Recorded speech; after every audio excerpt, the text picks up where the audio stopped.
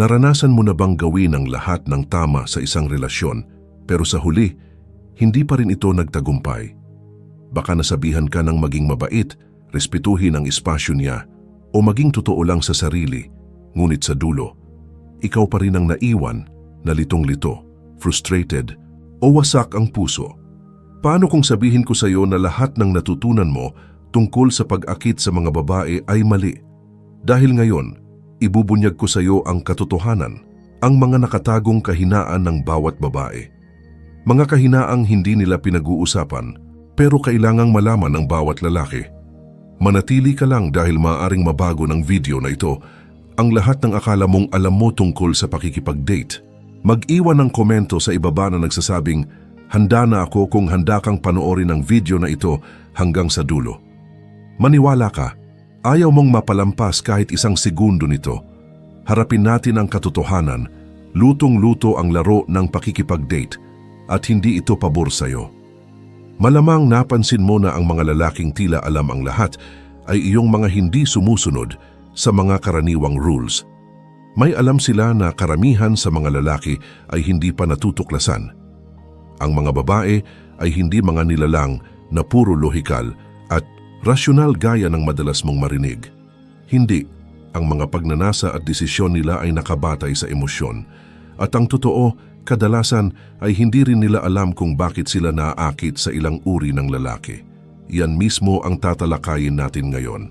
Sisisirin natin ang 10 pinakamalalaking kahinaan ng mga babae at ipapakita ko sa iyo kung paano mo magagamit ang kaalamang ito, hindi para manipulahin o saktan ang sinuman, kundi para maunawaan ang sikolohiya ng atraksyon at makabuo ng mas totoo, matibay at makahulugang koneksyon. Hindi tayo narito para palamutian ang katotohanan o magbigay ng luma at gasgas na payo. Ito ay totoo, diretsahan at tatama ng malalim, kaya humanda ka at magpakatatag. Bago tayo magsimula, pindutin muna ang like button kung nakikita mo ng may halaga ang video na ito at mag-subscribe kung gusto mo pa ng mas malalim, tapat at epektibong payo na akma sa panahon ngayon. At kung seryoso ka sa pagsuporta sa channel na ito at gusto mong makatulong sa pagpapatuloy ng kalidad ng aming content, maaari kang sumali sa aming channel memberships. Nakakatulong ito para manatiling independyente ang aming content at mapanatiling libre ito para sa mas maraming kalalakihan. Simulan na natin sa unang kahinaan. Una, ang matatag na lalaki. Linawin natin ito agad. Ang mga babae ngayon ay binabaha ng mga pagpipilian. May mga lalaking palaging nagme-message sa kanila, mga estrangherong bumabati ng papuri, at mga dating app na parang buffet ng walang katapusang option. Kaya bakit karamihan sa mga lalaki ay bigo pa rin sa mundo ng pakikipag-date kahit napakaraming paraan na ngayon? Dahil karamihan ay walang consistency. Marami sa kanila ay pabago-bago, hindi tumutupad sa pangako at madaling sumusuko. At alam mo ba, napapansin iyon ng mga babae. Ito ang masakit na katotohanan. Hindi madaling magtiwala ang mga babae. Nasasanay na silang isipin na mawawala ang lalaki kapag nagiging mahirap na ang sitwasyon, kahit pagkatapos lang ng ilang date o ilang buwan. Laging may pag-iingat dahil madalas na nilang naranasan ang mga lalaking hindi nagpapakita, hindi tinatapos ang sinimulan at hindi maaasahan. Kaya naman ang lalaking matatag sa kanyang desisyon, kilos at salita ay agad na namumukod tangi. Ang pagiging matatag ay hindi lang basta pagdating sa oras. Ibig sabihin nito ay maging simbolo ka ng katatagan sa lahat ng aspeto ng iyong buhay. Dapat ikaw ang lalaking hindi lang basta nangako, kundi talagang tinutupad yon ng walang alinlangan. Sa mundo ng pakikipag-date na puno ng mga lalaking pabago-bago at walang direksyon, ang lalaking tumutupad sa salita ay parang parola sa gitna ng dagat ng kalituhan. Magsimula sa maliliit na bagay. Kapag sinabi mong magti-text ka mamaya, gawin mo. Kapag nangako kang tatawag sa isang partikular na oras, gawin mo ng eksakto. Ang pagiging matatag ay hindi ibig sabihing matigas ang ulo. Ibig sabihin ay maaasahan ka. Kailangang maramdaman niya na isa kang lalaking tumitindig sa kanyang salita dahil ang pagiging maaasahan ay isa sa pinakakaakit-akit na katangian sa mabilis at mababaw na mundo ng pakikipag-date ngayon. Ikalawa, kumpiyansa sa sarili. Palagi nating naririnig ito. Ang kumpiyansa ay kaakit-akit. Pero ano nga ba talaga ang ibig sabihin nito? Ang kumpiyansa ay hindi kayabangan o pagiging maingay. Ang tunay na kumpiyansa ay ang tahimik ngunit matatag na paniniwala na sapat ka, ganito ka man ngayon. Ang ganitong uri ng kumpiyansa ay magnetiko dahil bihira ito, lalo na sa panahong maraming lalaki ang laging naghahanap ng pagpapatunay mula sa iba. Natural na naaakit ang mga babae sa kumpiyansadong lalaki dahil ito ay senyales ng seguridad. Isipin mo, may sarili ring mga insecurities ang mga babae. Nababahala sila kung paano sila tinitingnan, kung sapat ba sila at kung katanggap-tanggap ba sila. Kaya kapag nakilala nila ang isang lalaking hindi natitinag ng opinyon ng iba, na hindi nangangailangan ng babae para maramdaman ang sariling halaga, parang hangin ng kalayaan iyon para sa kanila. Kaya namumukod tangi ang mga kumpiyansadong lalaki sa dagat ng kawalang katiyakan. Maraming lalaki ang umaasa sa panlabas na bagay para sa kumpiyansa, trabaho, itsura o estado sa buhay. Pero paano kung mawala ang mga iyon? Ang tunay na kumpiyansa ay nanggagaling sa loob. Ito ay ang pagkilala sa sarili mong halaga kahit anong mangyari. Kapag mayroon ka nito, hindi ka basta-basta natitinag. Hindi ka takot sa rejection, hindi ka nababahala sa pagkabigo. At higit sa lahat, hindi mo kailangan ng aprobado ng babae para maramdaman mong sapat ka. Magsimulang buuin ang kumpiyansa mo sa pamamagitan ng pagtatakda ng mga layunin at pagtupad sa mga ito. Gaano man kaliit, tuwing tinutupad mo ang isang pangako sa sarili mo, lalo kang nagiging matatag. At tandaan, ang kumpiyansa ay hindi pagiging perpekto. Ibig sabihin nito ay komportable ka sa iyong mga kakulangan. Yakapin mo kung sino ka, kasama ang iyong mga depekto, at makikita mo kung paano tumutugon ang mga babae sa totoo at matatag mong presensya. Ikatlo, ambisyon. Ang ambisyon ay isa sa pinakamakapangyarihang katangian ng isang lalaki. Sa panahon ngayon kung saan normal na lang ang pagiging kampante at kontento sa katamtaman, ang lalaking may ambisyon ay laging namumukod tangi bilang isang taong patuloy na nagsusumikap maging mas mabuti. Nahuhumaling ang mga babae sa mga lalaking may malinaw na direksyon at layunin dahil ito ay senyales na may patutunguhan ka sa buhay. Ngunit hindi kailangan na ang ambisyon mo ay bumuo ng milyonaryong negosyo o magtrabaho ng 82 oras kada linggo. Ang ibig sabihin ng ambisyon ay may mga pangarap ka, ginagawa mo ang paraan para maabot ito, at hindi ka basta kontento sa pwede na. Gusto ng babae ang lalaking may ambisyon dahil pakiramdam nila ay parte sila ng isang mas malaking layunin. Kapag determinado ka, ipinapakita mo na hindi ka lang basta dumadaan sa buhay at napakaakit niyan. Ngunit dito nagkakamali ang karamihan. Puro salita lang ang ambisyon nila. Hindi sapat ang sabihin mong ambisyoso ka, kailangan mo itong patunayan.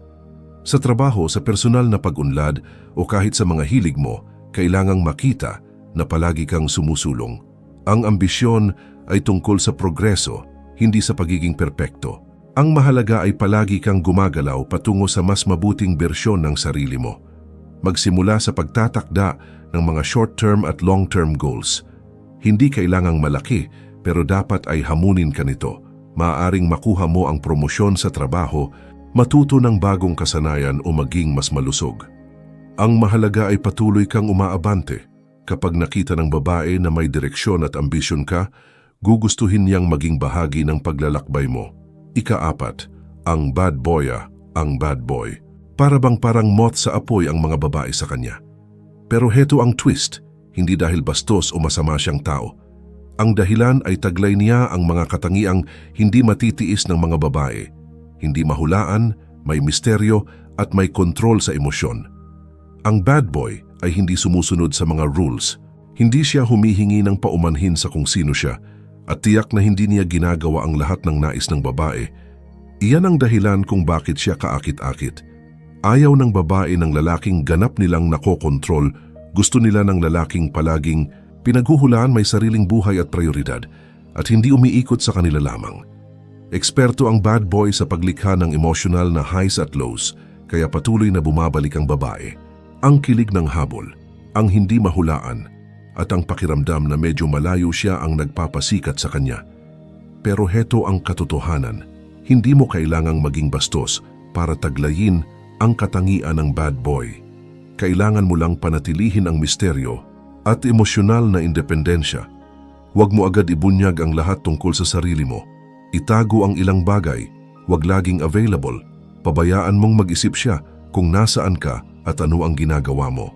Ito ay lumilikha ng intriga at nagpapanatiling hooked sa kanya. Sanayin ang kontrol sa emosyon sa pamamagitan ng hindi pagpapadala sa mood niya. Kung siya'y galit, manatiling kalmado. Kung siya'y masaya, i-enjoy ang sandali. Pero huwag hayaang malunod ka rito. Kaakit-akit ang bad boy dahil kontrolado niya ang kanyang emosyon at buhay. Maging lalaking kalmado at composed sa kahit anong sitwasyon. Ikalima, ang pansin na hindi pinapansin, hinahangad ng mga babae ang pansin. Pero heto ang twist, hindi nila pinapahalagahan ang pansin agad-agad. Nabubuhay tayo sa mundong kayang makakuha ng pansin ng babae mula sa daan-daang lalaki sa isang click lang. DMs, likes, comments, lahat ay naroroon, patuloy na nagpapatunay sa kanila. Pero dahil napakadali, nawawala ang halaga nito. Ang lalaking namumukod tangi ay yaong hindi agad binibigay ang pansin sa kanya. Kapag hindi mo agad pinapasa ang kanyang pangangailangan sa validation, naiirita siya sa kakulangan nito. Nasasanay siya na laging pinupuri at sinusundan ng pansin ng lalaki, at kapag hindi niya nakuha iyon mula sa'yo, magsisimulang magtanong kung bakit. Di nagtagal, sisimulang hanapin niya ang iyong pansin dahil ngayon ito ay bihirang bagay. At gaya ng alam natin, nagkakaroon ng halaga ang bagay na bihira. Gusto ng mga babae ang habol, kagaya ng mga lalaki, kahit hindi nila inaamin. Kapag hindi mo agad ibinigay sa kanya ang gusto niya, maging ito man ay papuri, tuloy-tuloy na pansin o validation, ipinapakita mo na ang iyong pansin ay bagay na kailangang pagtrabahuan. At iyan mismo ang dahilan kung bakit mahalaga ito. Kaya itigil ang pagbibigay ng libreng pansin kung palagi kang nagte-text, pumupuri o nagla-like sa lahat ng kanyang social media posts, pinapababa mo ang halaga mo. Sa halip, umatras ka. Hayaan mo siyang lumapit sa iyo. Kapag naramdaman niyang kailangang pagtrabahuan ang iyong pansin, mas lalo niyang pahahalagahan ito. Ika-6, pre-selection. May dahilan kung bakit mas naaakit ang mga babae sa lalaking may kasamang ibang babae o nasa relasyon na. Ito ang tinatawag na pre-selection. Kapag nakita ng babae na may iba pang babae na interesado sa iyo, nagtitrigger ito sa kanyang utak na dapat ay mahalaga siya. Pareho ito sa prinsipyo kung bakit gusto ng tao ang mga bagay na mataas, ang demand. Kapag gusto ito ng lahat, tiyak na may halaga ito. Malakas ang pre-selection dahil ito ay kumakapit sa kompetitibong kalikasan ng mga babae. Kapag nakita kanya kasama ang iba pang kaakit-akit na babae, even kung kaibigan lang, tumataas ang tingin niya sa iyo. Nagsisimula siyang magtanong kung ano ba ang mayroon sa iyo na kaakit-akit sa iba. At ang curiosity na iyon ang nagpapalakas ng kanyang atraksyon sa iyo. Kaya karamihan sa mga lalaking nasa relasyon ay nakakaakit pa rin ng ibang babae.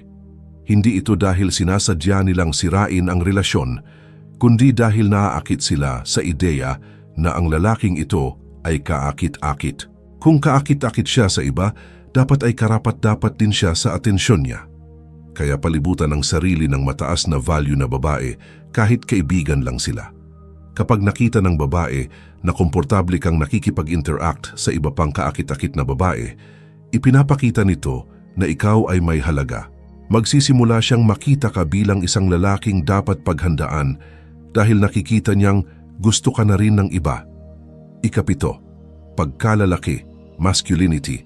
Ang pagkalalaki ay parang inaatake sa panahon ngayon, pero ang totoo, ang mga babae ay biologically na nakakaakit sa mga lalaking tunay na masculine. Hindi ito tungkol sa pagiging sobra, sa agresibo o domineering. Ito ay tungkol sa pagpapakita ng lakas, pisikal at emosyonal. Gusto ng babae ang lalaking kayang protektahan sila, pamunuan at gawin silang ligtas. Ang pagkalalaki ay higit pa sa mga kalamnan. Ito ay tungkol sa pagkakaroon ng layunin, pagtindig sa paniniwala at pagpapakita ng emosyonal na katatagan. Ang mga babae ay naaakit sa lalaking alam kung sino siya at hindi madaling maapektuhan ng panlabas na sitwasyon. Gusto nila ng lalaking kayang manatiling kalmado sa harap ng problema, kayang gumawa ng desisyon ng may kumpiyansa at hindi nagpapadala sa emosyon. Sa mundo ng pakikipag-date ngayon, maraming lalaki ang sobra sa emosyonal, reaktibo sa lahat ng bagay, naiirita sa maliliit na bagay at hinahayaan ang babae na diktahan ang kanilang nararamdaman. Ngunit ang tunay na masculine na lalaki ay kontrolado ang emosyon.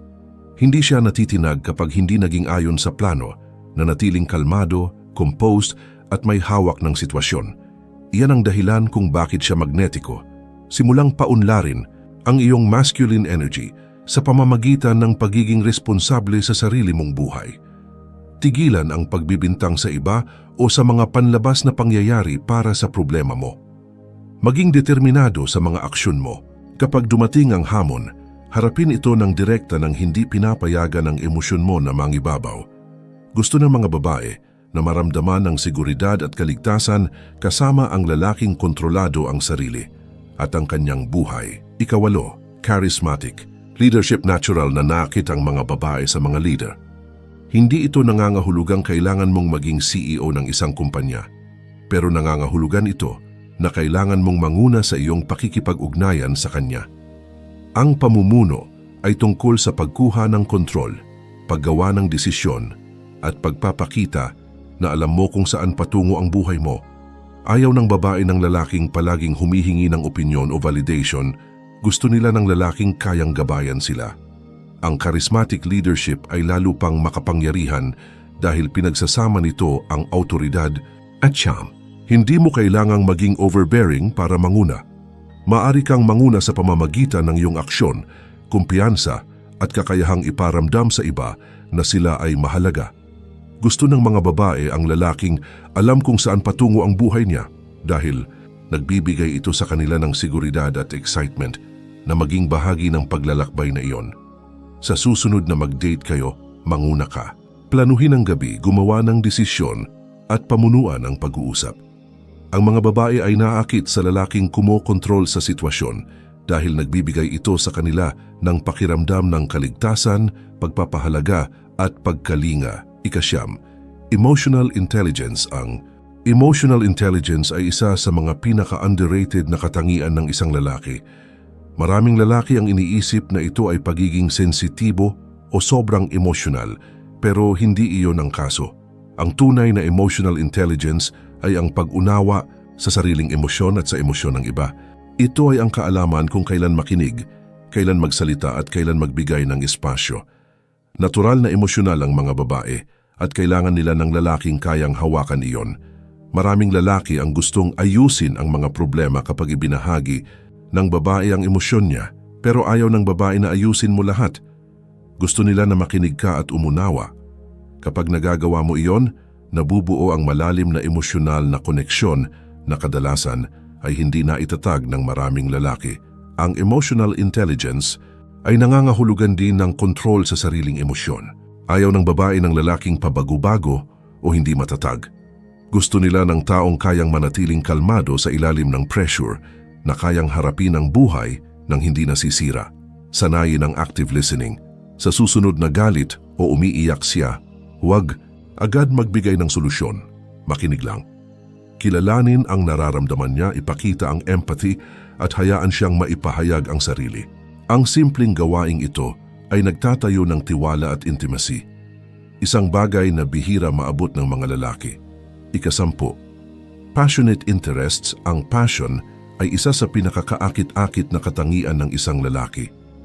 Kapag nakita ng babae na may passion ka sa trabaho, hobbies o personal na pag-unlad, naakit siya sa enerhiya mo.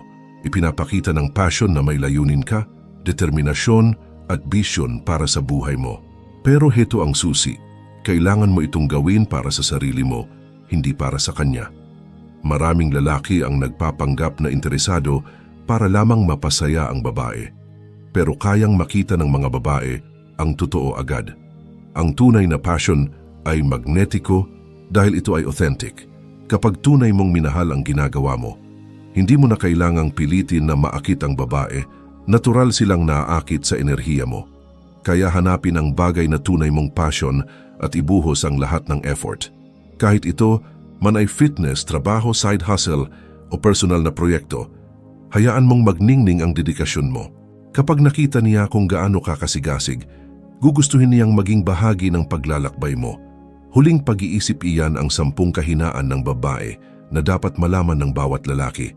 Tandaan, hindi ito tungkol sa manipulasyon. Ito ay tungkol sa pag-unawa, sa sikolohiya ng babae at paggamit ng kaalamang iyon para makabuo ng mas mabuti, matibay at makahulugang koneksyon.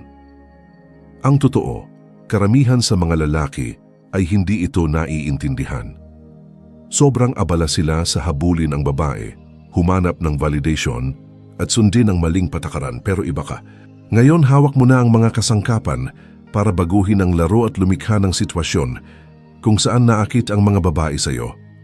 Kung nakita mong may halaga ang video na ito, pindutin ang like button at ipaalam sa comments kung alin sa mga kahinaan ang pinakanagulat sa iyo.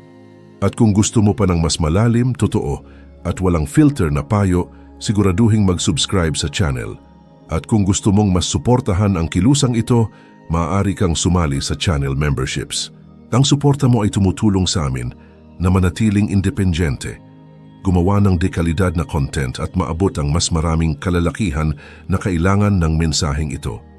Kung handa ka ng kontrolin ang iyong buhay pagdating sa pakikipag-date at itigil ang pagsunod sa mga patakarang hindi epektibo, mag-subscribe, i-share ang video na ito sa nangangailangan at sumali sa membership para suportahan ang misyon.